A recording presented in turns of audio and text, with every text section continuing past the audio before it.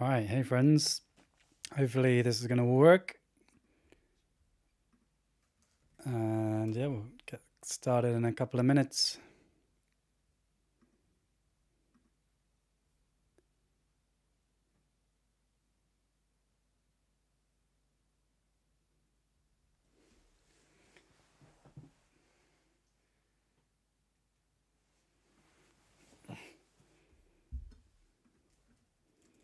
Glad you signed up for the new course. Excited.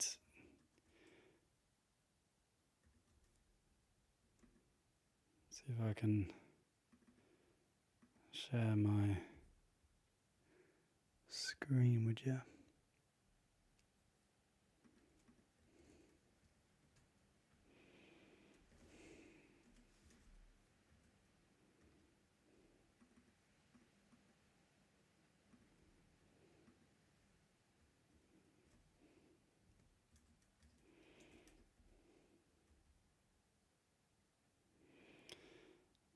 It is the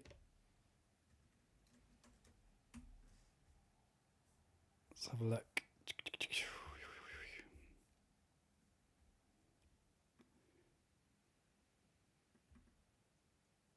Oh, there still needs to be updated. It's actually 6 p.m. to 8 p.m. is when we're going to be doing it. And I'm excited. It's going to be great. Let me come find you again. I'm just going to get something quickly.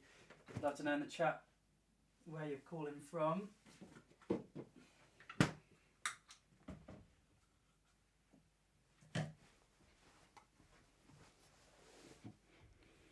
So I'm going to get into this more as we get further in. And yeah, I'm fasting at the moment. Well, I'm doing a juice fast. So, ta-da! Dinner. Chin chin.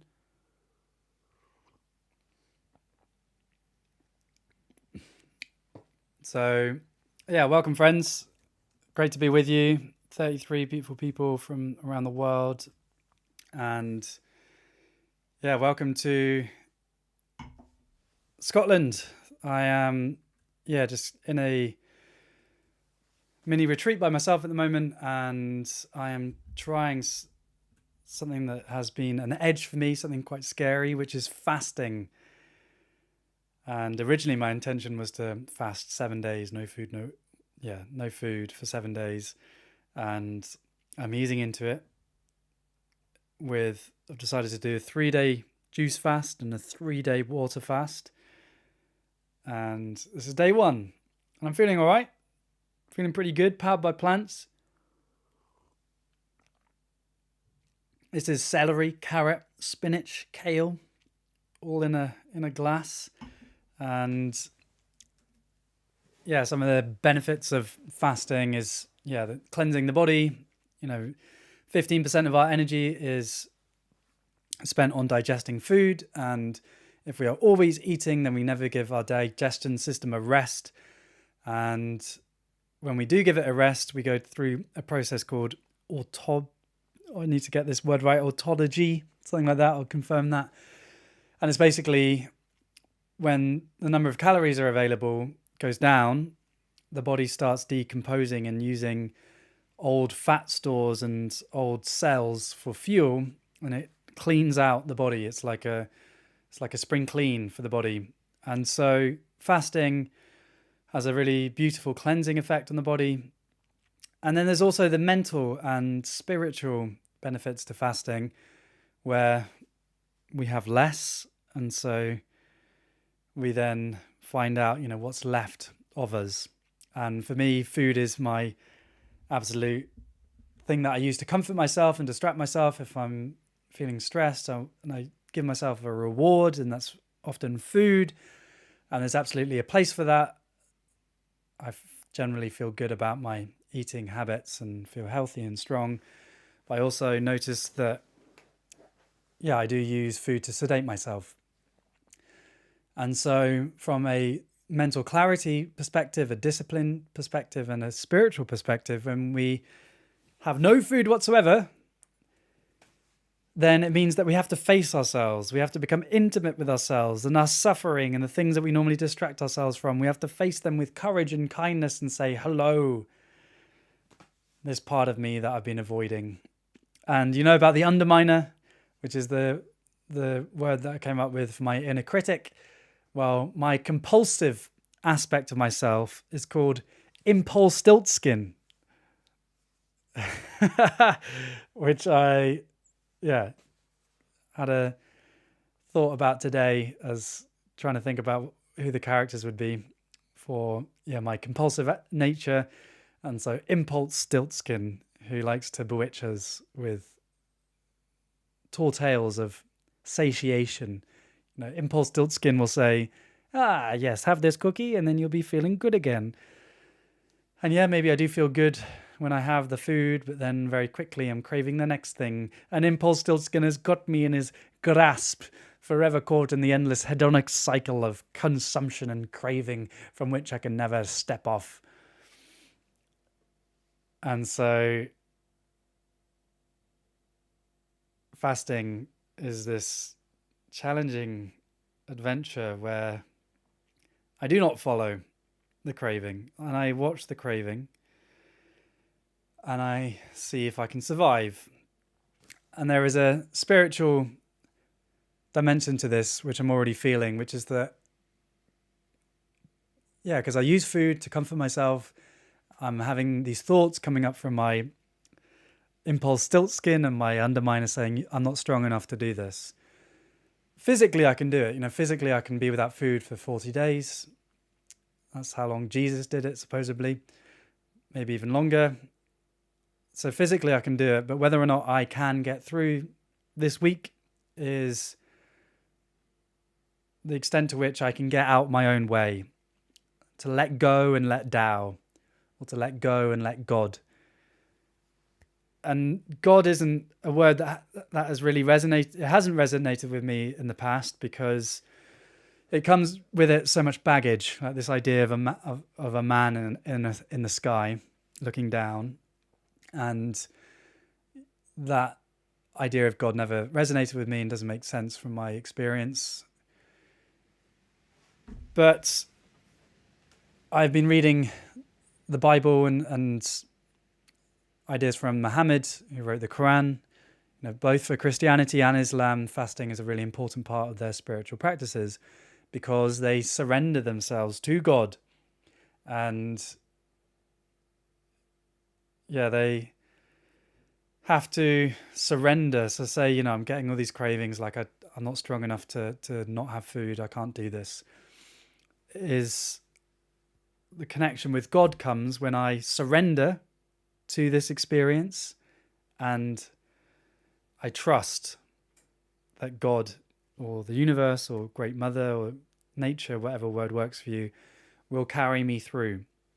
So to surrender quicker and to trust deeper.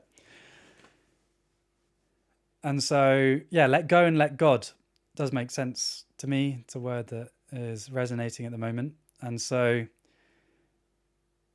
that's what I'm working with at the moment with fasting. This is day 1 of my juice fast. And I'll be real with you right now. I've got a bit of a headache, feel a little bit weak, so I'm going to have some more of this. Day 1 of juice fasting. And actually I felt good. Powered by plants in a juice form. Doesn't seem too bad. So today's subject, if you're willing to go there with me, is fasting. So what are your experience of fasting? What's your fears about fasting? Do you have any intentions to do fasting? What do you think the biggest challenges are? I'd love to hear your thoughts, and we can get a bit deeper from what I've been reading. I'd love to explore more with you.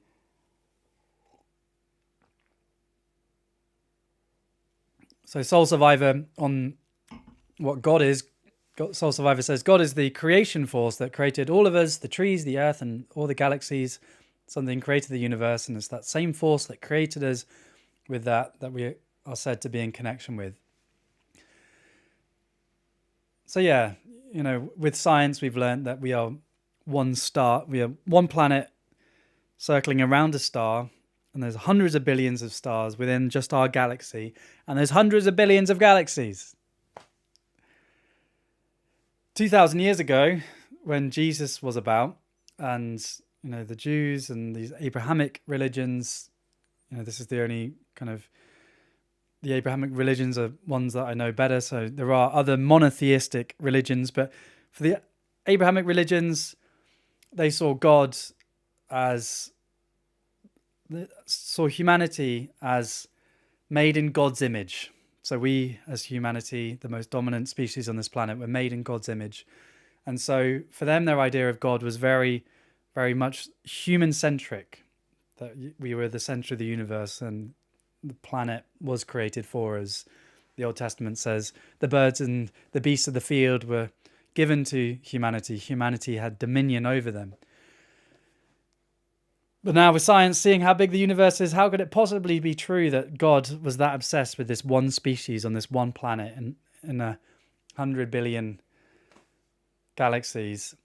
And not to say that the universe doesn't love us, or we're not nourished by the universe or nature or Great Mother or God. We are supported. We are here, conscious, thinking, breathing, dancing, laughing, miracles of nature, great mysteries that we are. So in my journey, I felt a love and a support from the universe, and that is coming from an atheist and becoming more and more connected. But I don't believe that God is out to look after just our species as if we are kind of superior to the rest of the world. So even in your language of saying that something created the universe, that something is a word that needs to be unpacked, because is your thought that God is the thing that created everything, that even that supposes that there is some separation, that there is God creating stuff. And what we see from nature is that everything is self-organizing. Like there wasn't an external assembly plant that created me. There wasn't somebody with blueprints creating me. I was created by myself. I'm a self-organizing system, as the trees are. Somebody doesn't tell what notes the birds to sing or how high the tree should grow. Everything just happens by itself. So nature is spontaneous, self-organizing. The very word for nature in Chinese is suran, which means self-so. So the word for nature is that which comes into being by itself, self-so. So if we could say that's true about living beings here on planet Earth, then it seems to me likely that the universe too is a self-organizing system, that there's nothing outside of it. It is self-perpetuating and self-creating. And so, I guess we could still say that there is that which got everything going. Before there was stuff, there was no stuff. And perhaps that was God or Tao, or the propensity for the laws of nature to manifest, whatever words work for you. In that sense, God does predate everything, but it depends what we mean by something started the universe. Because if we're believing that something is outside of ourselves, then I believe that we are stuck in duality and stuck in separation, where it seems to me that the universe is one. There is no separation. More juice for me. Thanks for your thoughts, Soul Survivor. Good stuff. Ariel sharing that they prefer all that is, or divine wisdom, as opposed to God. I like that. Joseph sharing, so I shared that my compulsive nature is called the impulse. Keep on getting this wrong. Impulse tilt skin. Bit of a tongue twister. But Joseph says his is the compulsinator. Nice. I was actually another one of my options was the cravinator. I like the compulsinator. Good choice.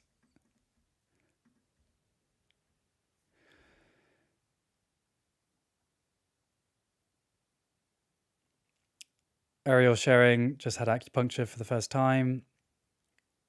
Anam sharing, my mind loves the idea of fasting, my body not as much. Soul Survivors sharing, since we come from this force of creation, that what allows us to manifest or to make and to create life and the reality that we want to see. So, yeah, we come from this great mysterious source, and as we understand it, we can manifest our own reality. Whoo! Spiritual buzzword bingo there. And I try and break down these words because that makes sense to me now, whereas before that would absolutely ring my woo woo woo woo alarm bells. So we come from this great mysterious source. That's, I'm sure, fine with most of you. And if we understand ourselves and the universe, we can manifest and create our own reality. So it's a simple statement to say that our beliefs shape our feelings, our beliefs shape our perception of the world.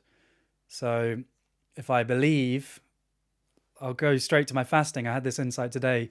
I've been focusing on like my fears with the fasting. Like, I'm working on a film that I'm really excited about. I'm doing a lot of work at the moment on the laptop, and I have been feeling under-resourced at the moment and doing loads of great things that I'm excited about. But yeah, it's been a lot for me behind the scenes, and my fears coming up is I'm not strong enough to do this. I'm not going to be able to get through it doing this 3 days of fasting or 7 days of fasting. And I had my juice today and went for a walk in nature, and I felt charged up. I realized that, I felt that food wasn't the only source of energy for me, that I could also, feel energized when I'm walking in a forest and putting my hand on a tree and just feeling the wind blowing on my face and relaxing tension. And I realized that I'd been focusing on my fears.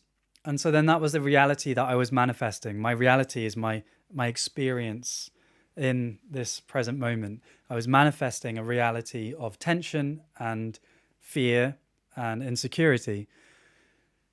And so can I instead give myself permission or invite the belief that it's going to be easy, and this process of fasting, of going without food, is going to be a joyful learning experience.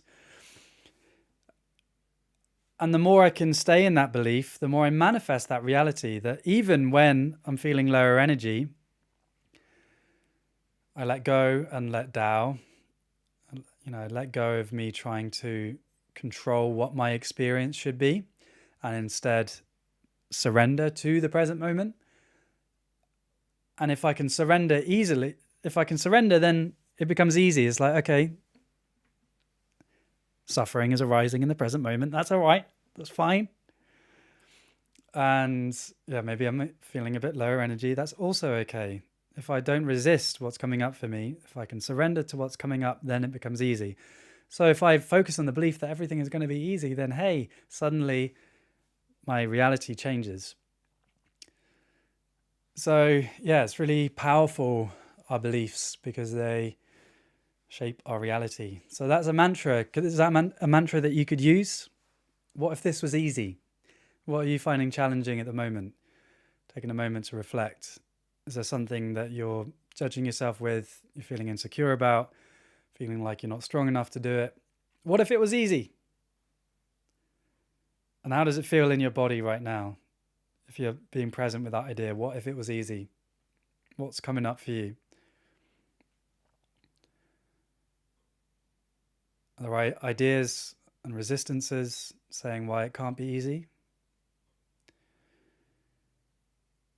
Great. Keep on exploring, keep on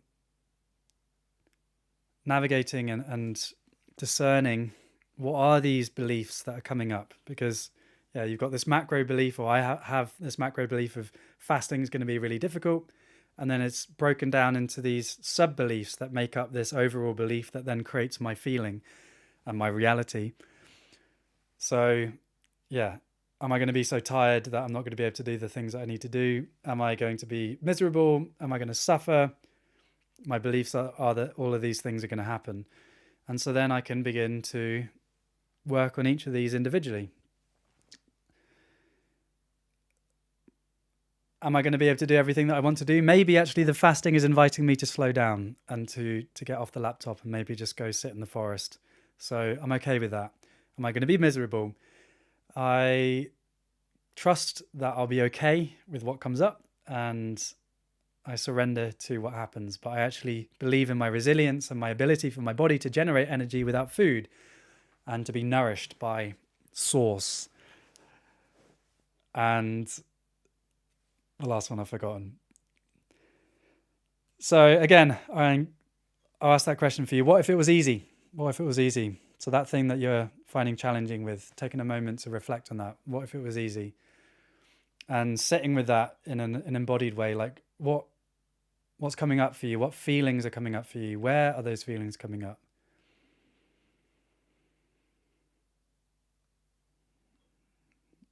I'm not judging that experience, just maybe even speaking out loud for yourself.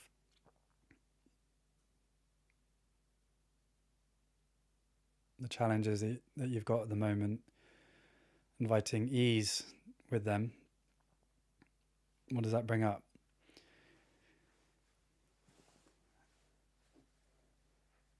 So yeah, it's quite a powerful question, right? It can bring up some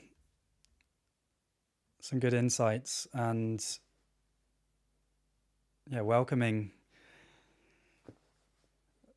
some reflection on that, if that is something that you're called to after this session.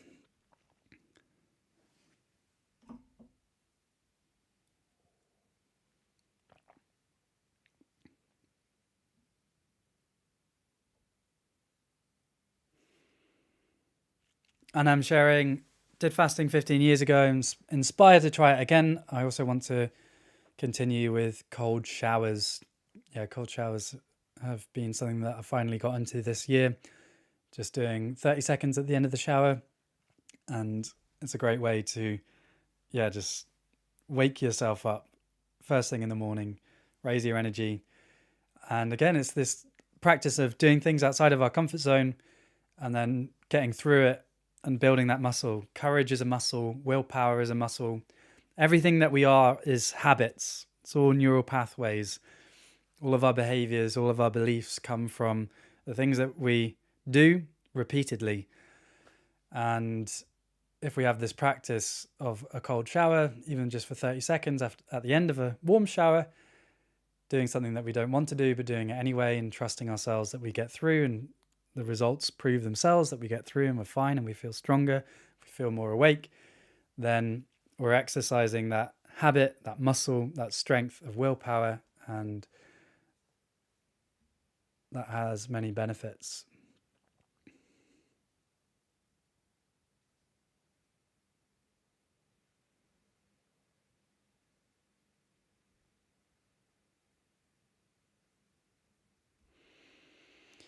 The Sun Man sharing,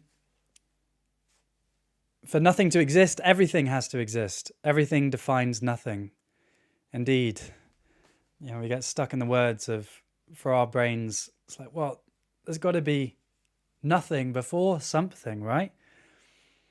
That's from our limited worldview, like, who knows, maybe, our telescopes show that everything in the universe is expanding outwards, and we roll the tape back 13.6 billion years, and it appears that the whole universe started at a single point, the Big Bang. And we could imagine that even that single point maybe went to nothing. It's like, what happened before something? We are beings that live on linear time. Time only goes in one direction for us. That's from our perspective. Maybe time is a big circle and it comes back, and there doesn't need to be nothing. I mean, who knows? It's great mysteries, but our words of emptiness and nothingness precede, they need a human to speak them. So words cannot contain the great mystery that we are a part of. Darrell, building on that, we don't come from, we are what is. Yeah, I like that. So we don't come from nature, we are nature. And yeah, we can comfortably say we come from nature, but that still supposes a separation. Like I, George, this separate being, arrive and I come from this different place, when really my idea of separation and my idea of George is only due to neurons firing in my brain that give me a perception of being a point of consciousness separate from the world. You can't hear my thoughts, you can't feel my feelings. And so I have this illusion that I'm separate, but it's still just nature coming together into really complex forms in the form of a brain and an embodied human being, and consciousness emerging out of this great mysterious coming together of a human body, and then the stories and words coming about me being separate. But it's still all happening in nature. I am still nature experiencing itself. And so, yeah, there's no separation.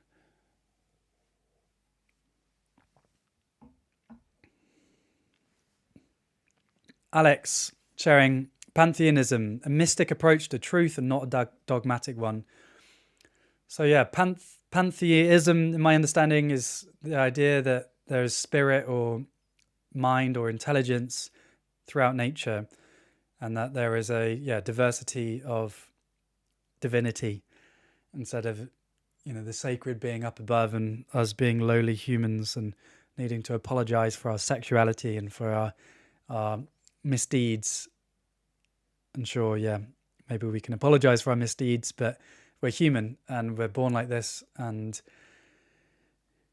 it seems to me there is a sacredness to our very being, and the trees and the plants and the rocks and the rivers and the planet Earth itself and the sun and all that exists is part of this great divine dance of life, of existence. And so for me, it's all sacred, and that seems to me a more open approach to truth and to understanding ourselves.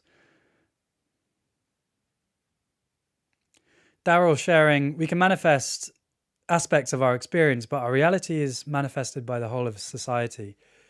So yeah, and I think that's where the manifestation people are really limited. So, the manifestation ideas that you can create your own reality, and through your beliefs, you can shape a life that you want. So if you want financial abundance, then you just got to put on your wall a vision board of a big mansion and $1 million check, and then just think about it every day, believe that you already have it, feel it, know it, and then you shall manifest millions. Cool. I think there is some value to having a direction to place your energy, your precious energy, and to manifest the things that you want in your life. Maybe $1 million is a bit of an empty aspiration. Maybe, flourishing connections, of work that excites you, and enough money to live. Great things to manifest. So that's all great, but it's very, very, very rich to say to a Pacific Islander whose island is going underwater because of climate breakdown, to say, right, so you're not manifesting your $1 million home because, you're just not trying hard enough. Oh, you can't eat? Well, you just haven't manifested enough bread. You need to put a picture of bread on your wall and manifest it. So our reality is the co-creation between how we meet the world and society, and the opportunities that we have given the economic and political systems that shape our world. And so, the Pacific Islanders' opportunities are limited because of climate breakdown, or someone living in the Sahel in North Africa facing climate-induced drought. And then they try and escape to Europe, and then they get stuck in migration camps where they can't leave and are treated badly and face potential rape and violence. There's an awful lot of injustice in the world. And so we do need to work together collectively in order to create a world in which people do have the freedom to manifest their unique aspirations. Yeah, it's not an individual thing. We have power as individuals, but we don't have unlimited power.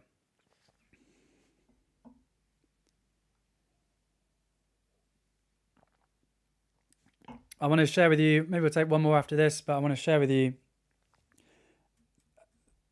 my upcoming course. I'm super excited about this. And yeah, hopefully you've seen on the YouTube channel, doing my first online course for a year. And yeah, ecstatic Tai Chi and philosophical stories. We're going to be joining in community. And yeah, we're going to explore Tai Chi and Daoism and breath work and Qigong and meditation and play.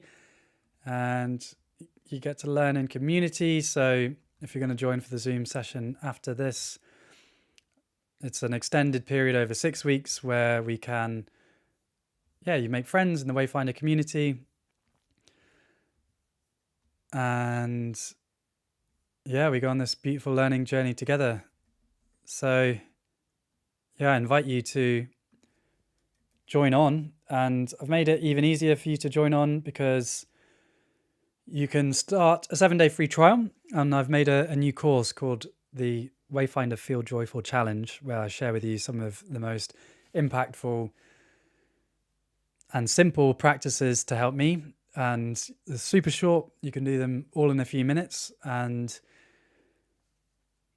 yeah, you get access to this mini course. And I want to give you value from the moment that you sign up. So you sign up, and then over the next 10 days, you get access to these videos. And then if you like what you're learning on day 7, you get the payment goes through, and then you're joined on the Ecstatic Tai Chi course, and you're going to be part of this beautiful community voyage. So yeah, we had over 100 people, and let me know in the chat if you were at the previous course. It'd be beautiful to check in with you. And yeah, if you've been thinking about it, now's your time. It'd be beautiful to be there with you. And for the next for the next 2 days, there's early bird tickets. So yeah, rewarding you if you want to join in early. So inviting you to click the link in the description and getting on now. You get the 7-day free trial. And then if you are excited about the learning journey we're going to go on together, then you can get limited early bird tickets. So yeah, pumped about that. And Patrick, was a great member, great adventurer.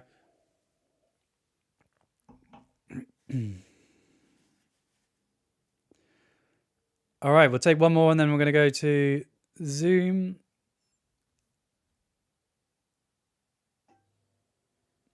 Daryl sharing, a Chinese legend says that a Buddhist monk once survived for 7 years consuming only 1 hemp seed a day.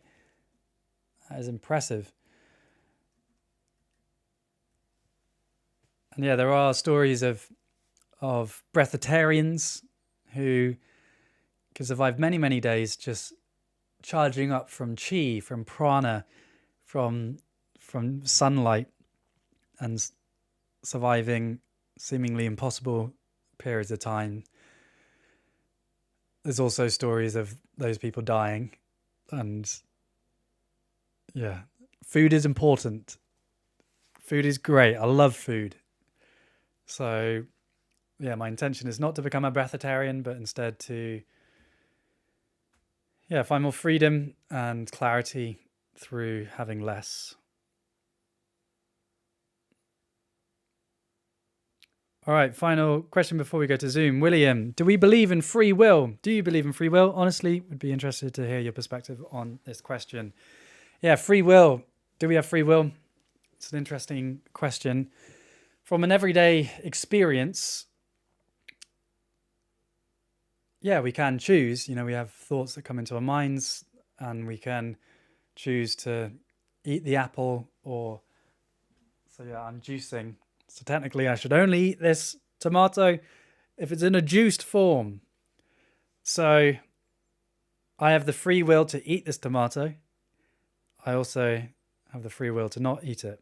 So from like an everyday human experience, I think it's important, before getting into the philosophical, like deeper ideas, is to remember that we do have power to move from where we are, given the upbringing that we have, given how resourced we are, to choose. Responsibility, the ability to choose our response. And my kind of fear with the we don't have free will arguments is that it's disempowering, when actually, yeah, we don't have unlimited power, but we do have quite a bit of power to move from where we are. From a more, like deeper philosophical perspective, it's quite hard to argue that we do have free will. Partly because it's like, who's the person having free will? Coming back to the conversation we had earlier, it's like, George, is it me that has free will? Who's me? The voice in my head? Well, that actually is something that is affected by, how sleepy I feel, how tired I am, how much food I've eaten, how much juice I've had. And so that voice in my head is dependent upon all those things. Also, the voice in my head uses language that was given to me by my society, by my culture. And so these words that I create, for example, George, is a word that I didn't choose. It was given to me. And languages, if you've explored any language, you'll know, actually contain hidden metaphors that predetermine or presuppose our behaviors towards certain ways of thinking and being. So, like, I face the world. I'm facing... Like, you've just got to face it. This language supposes that, like, I am separate from the world. I'm facing the world. Or in economics, say, I studied economics at uni, we talked about natural resources. So we had a little diagram for the economy. So natural resources would come in here. This would be transformed into goods and services and then bought by consumers. The assumption being the whole natural world upon which humanity completely depends, and everything that we've ever made, is assumed to be something called natural resources, which are assumed to be unlimited. And so with that language, we then get into the ecological breakdown that we are facing, because we have this metaphor of nature being a resource to use instead of that we are nature, and the metaphor that it's unlimited, when in fact we live on a finite planet with a finite number of trees and fields and finite number of lithium mining opportunities. We can't grow infinitely on a finite planet. It's just madness. Read some good facts on that recently, that to keep on growing at 2% a year or 3% a year in 100 years' time would mean that the economy is 20 times bigger than it is today. And we're already facing climate breakdown. So anyway, coming back, language is given to me. I don't have choice over that. The voice in my head that I think is me is an outcome from the meeting of nature, society, and this embodied consciousness, and the experiences that I've had, which then determine my choices and my thoughts and my feelings and my beliefs. So, I don't think we do have free will, but does it matter? Because, you can get stuck in a philosophical conundrum of like, I don't have free will and George is made up. But,